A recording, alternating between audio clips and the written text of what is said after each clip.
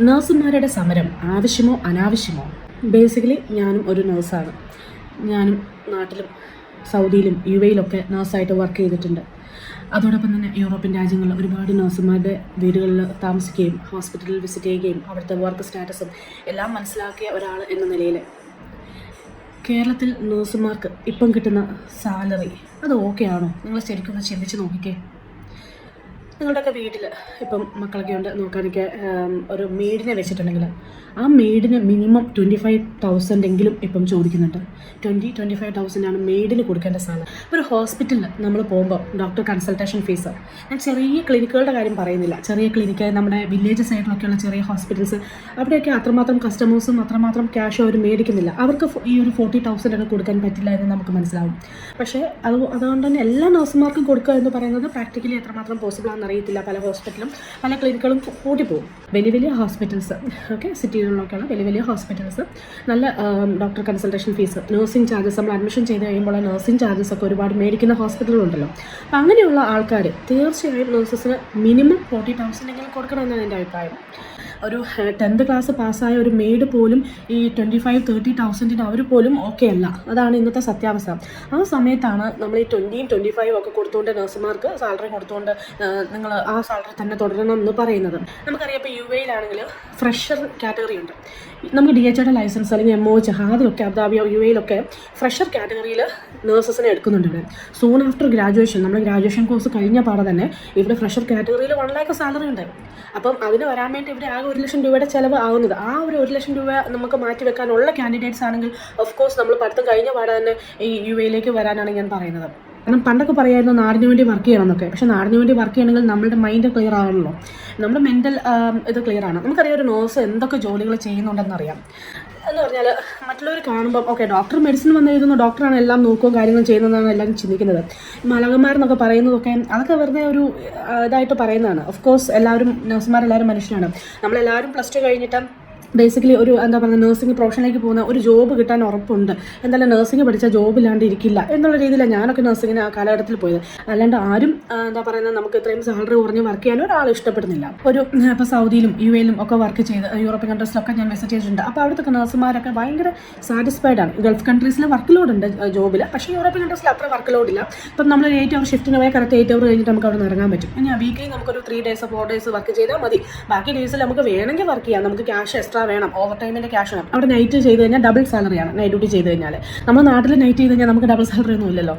Okay, അപ്പം അങ്ങനെയൊക്കെ അപ്പം നമുക്കൊരു കണക്കെടുത്ത് കഴിഞ്ഞാൽ തന്നെ അറിയാം ഒരുപാട് നഴ്സസിന് PCOD ഓക്കെ അങ്ങനെയുള്ള ഒരുപാട് stress related diseases, infertility rate ഒക്കെ കൂടുതൽ കാരണം ഈ സ്ലീപ്പ് വേക്ക് സൈക്കിൾ ക്ലിയർ ആകാത്തതുകൊണ്ടാണ്. കാരണം നമുക്ക് നമ്മുടെ ബോഡി ഒരു അഡ്ജസ്റ്റ് ചെയ്ത് വെച്ചിരിക്കുന്നത് ഒരു ഡേ ടൈമും നൈറ്റ് ടൈം സ്ലീപ്പിംഗ് അങ്ങനെയാണ്. ഇപ്പം നൈറ്റ് വരുമ്പോൾ എന്താ വെച്ചാൽ ഒരു കണ്ടിന്യൂസ് കുറച്ച് ദിവസം നൈറ്റ്, പിന്നെ അത് കഴിഞ്ഞിട്ട് വേഗം തന്നെ ഷിഫ്റ്റ് ആവുന്നു. നമ്മുടെ ബോഡി നമ്മുടെ ബ്രെയിനിന് തന്നെ കറക്റ്റായിട്ടൊരു ഇത് കിട്ടുന്നില്ല. എപ്പോഴാണ് ഇതിൽ ഉറങ്ങുന്നതെന്ന് കറക്റ്റ് കിട്ടുന്നില്ല. അതനുസരിച്ച് നമ്മുടെ ഹോർമോണൽ ഇതൊക്കെ മാറിയിട്ട് നമുക്കറിയാം ഒരു ഫുള്ള് PCOD ഏറ്റവും കൂടുതൽ ഇപ്പം ഉണ്ടെന്നുള്ളതാണ് ലേഡീസിന്, എസ്പെഷ്യലി നഴ്സസിൽ കൂടുതലാണത്. അപ്പം അങ്ങനെയുള്ള ഒരുപാട് പ്രശ്നങ്ങൾ ഹെൽത്ത് വൈസ് ആയിട്ടുള്ള ഇഷ്യൂസ്, ഇൻഫെർട്ടിലിറ്റി റിലേറ്റഡ് ഇഷ്യൂസ് ഒക്കെ നഴ്സസിനുണ്ട്.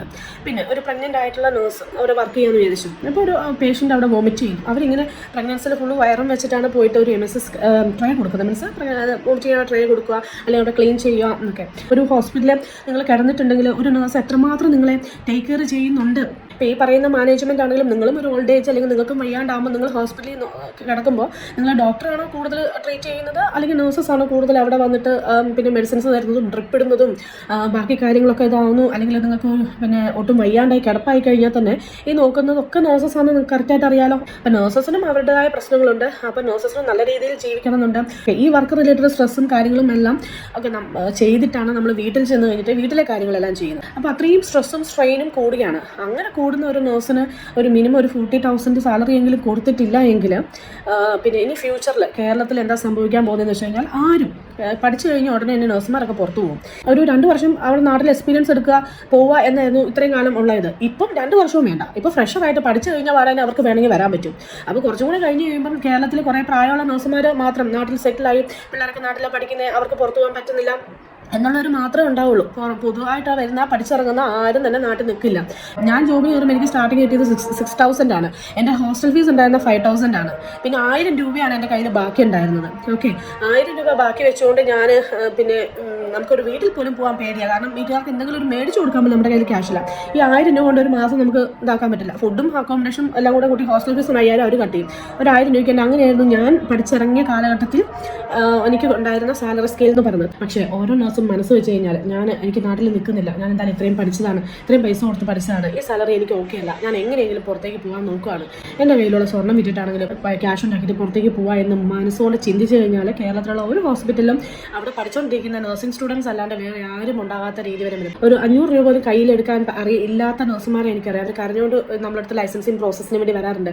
വെച്ചാൽ എനിക്ക് എങ്ങനെയെങ്കിലും പുറത്ത് പോകണം, എൻ്റെ കയ്യിൽ നാട്ടിൽ നിന്ന് വർക്ക് ചെയ്തിട്ട് ഒരു 500 രൂപ പോലും എൻ്റെ കയ്യിൽ എടുക്കാനില്ല, എന്നോട് എന്തെങ്കിലും പൈസ ചോദിക്കുമ്പോൾ ഇല്ല എന്ന് പറയാൻ എനിക്ക് ഷെയിമാണ്. ഞാൻ ആകെ ഡിപ്രസ്ഡ് ആണ്. ഞാനിവിടെ ഹോസ്പിറ്റലിൽ പോകുന്നുണ്ട്, എനിക്ക് കിട്ടുന്ന സാലറി 22,000 ആണ്. അത് വെച്ചിട്ട് എനിക്ക് ഇവിടുത്തെ ഒരു കാര്യങ്ങളും ചെയ്ത് തീർക്കാൻ പറ്റുന്നില്ല. അതിൻ്റെ ഇടയ്ക്ക് എൻ്റെ എഡ്യൂക്കേഷൻ ലോൺ തീർക്കാനുണ്ട്, എഡ്യൂക്കേഷൻ ലോണിന് നല്ല പേയ്മെൻറ്റ് അടയ്ക്കാനുണ്ട്. അപ്പോൾ അതും പെൻഡിങ്ങിലാണുള്ളത്. അതിൻ്റെ ഇടയ്ക്ക് എനിക്ക് പുറത്തേക്ക് പോകാനുള്ള പൈസ ഇല്ലാത്തത് കൊണ്ടാണ്, അല്ലെങ്കിൽ ഞാൻ എങ്ങനെയെങ്കിലും പോയിരിക്കും എന്നുള്ള മനസ്സിൽ ആത്മധൈര്യമുള്ള ഒരുപാട് നോസസ് ഉണ്ട്. അവർക്ക് എവിടെയെങ്കിലും ഒരു ക്യാഷ് കാര്യങ്ങൾ, അപ്പോൾ നമുക്കറിയാം പുറത്ത് പോകണമെങ്കിൽ ഒരു മിനിമം ഒരു 1 lakh എങ്കിലും കയ്യിലുണ്ടെങ്കിൽ അറ്റ്ലീസ്റ്റ് UAE അല്ലെങ്കിൽ ഒരു 1.5 ഒക്കെ ഉണ്ടെങ്കിൽ നമ്മൾ ഗൾഫ് കൺട്രീസിലൊക്കെ എങ്ങനെയെങ്കിലും എത്തിപ്പെടാൻ പറ്റും ജോബിന്. ഓക്കെ, അപ്പോൾ നല്ല ടാലൻറ്റ് നല്ലപോലെ ആത്മാർത്ഥമായി പരിശ്രമിച്ചു കഴിഞ്ഞാൽ നഴ്സസിന് ജോബ് കിട്ടുന്നതാണ്. അപ്പോൾ അങ്ങനെയുള്ള കൺട്രീസിൽ വരിക. അവിടുന്ന് പയ്യെ യൂറോപ്യൻ കൺട്രീസ് ഏത് കൺട്രിയാണോ നല്ലത്. ഇപ്പോൾ യൂറോപ്യൻ കൺട്രി ഞാൻ സ്പെഷ്യലായിട്ടൊന്നും പറയില്ല. കുറേ ആൾക്കാർക്ക് യൂറോപ്യൻ കൺട്രി ഇഷ്ടമില്ല, കുറേ ആൾക്കാർക്ക് ഗൾഫ് കൺട്രിയാണ് ഇഷ്ടം. അങ്ങനെയാണ്. അപ്പോൾ നമുക്ക് എവിടെയാണോ സാറ്റിസ്ഫൈഡ് ആകുന്നത് ആ കൺട്രിയിൽ നിൽക്കുക എന്നുള്ളതാണ്. ഇത്രയും സൗകര്യങ്ങൾ പുറം ലോകങ്ങളിൽ കിടക്കുമ്പോൾ നമ്മൾ കേരളത്തിൽ തന്നെ വർക്ക് ചെയ്യണം എന്ന് ഒരു നിർബന്ധമില്ല ഇനി ഫ്യൂച്ചറിൽ. അപ്പോൾ മാനേജ്മെൻറ്റൊക്കെ അത്യാവശ്യം നഴ്സസിന് അവർക്ക് വേണ്ടതായിട്ടുള്ള കാര്യങ്ങൾ കൊടുക്കും.